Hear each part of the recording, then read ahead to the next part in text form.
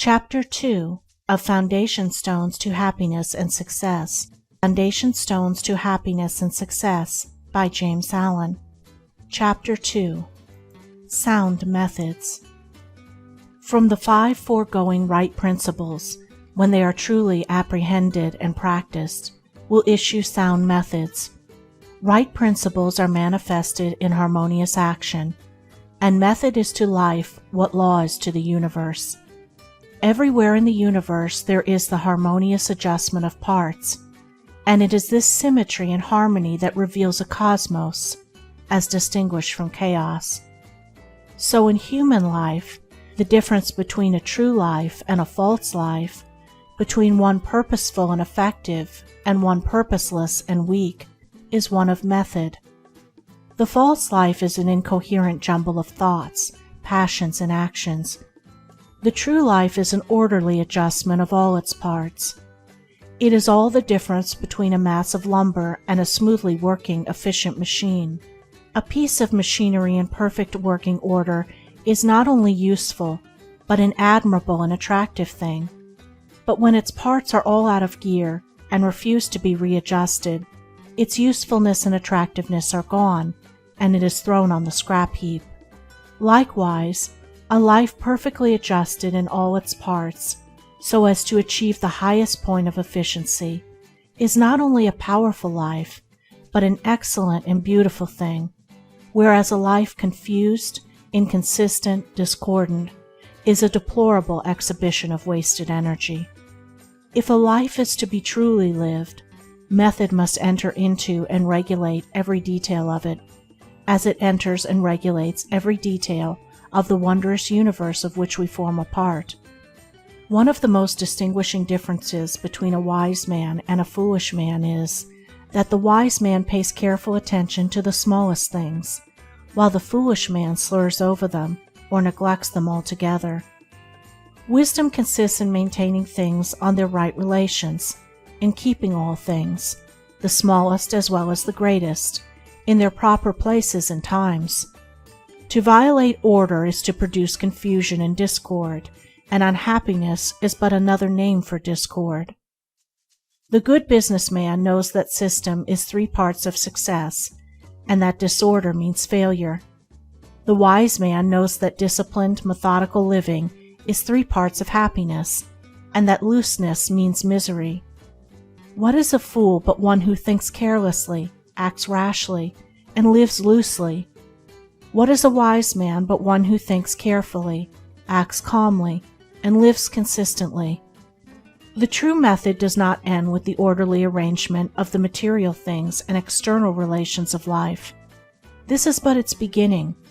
It enters into the adjustment of the mind, the discipline of the passions, the elimination and choice of words and speech, the logical arrangement of the thoughts, and the selection of right actions.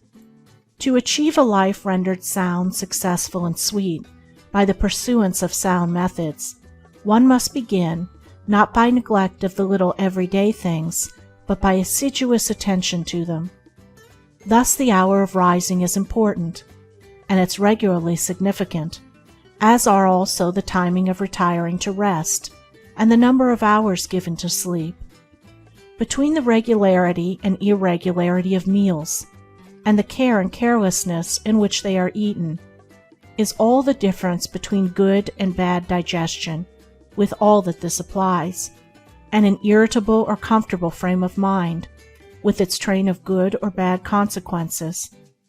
For attaching to these meal times and meal ways are matters of both physiological and psychological significance.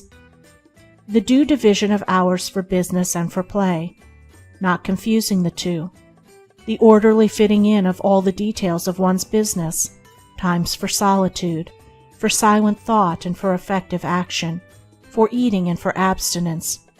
All these things must have their lawful place in the life of whose daily round is to proceed with the minimum degree of friction, who is to get the most usefulness, influence, and joy out of life. But all this is but the beginning of that comprehensive method which embraces the whole life and being. When this smooth order and logical consistency is extended to the words and actions, to the thoughts and desires. Then wisdom emerges from folly, and out of weakness comes power sublime. When a man so orders his mind as to produce a beautiful working harmony between all its parts, then he reaches the highest wisdom, the highest efficiency, the highest happiness. But this is the end, and he who would reach the end must begin at the beginning. He must systematize and render logical and smooth the smallest details of his life, proceeding step by step toward the finished accomplishment. But each step will yield its own particular measure of strength and gladness. To sum it up, method produces that smoothness which goes with strength and efficiency. Discipline is method applied to the mind.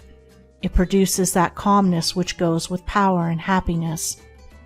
Method is working by rule. Discipline is living by rule. But working and living are not separate. They are but two aspects of character, of life.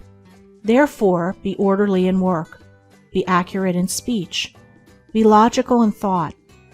Between these and slovenliness, inaccuracy and confusion, is the difference between success and failure, music and discord, happiness and misery. The adoption of sound methods of working, acting, thinking, in a word, of living, is the surest and safest foundation for sound health, sound success, sound peace of mind. The foundation of unsound methods will be found to be unstable, and to yield fear and unrest even when it appears to succeed, and when its time of failure comes, it is grievous indeed. End of Chapter 2.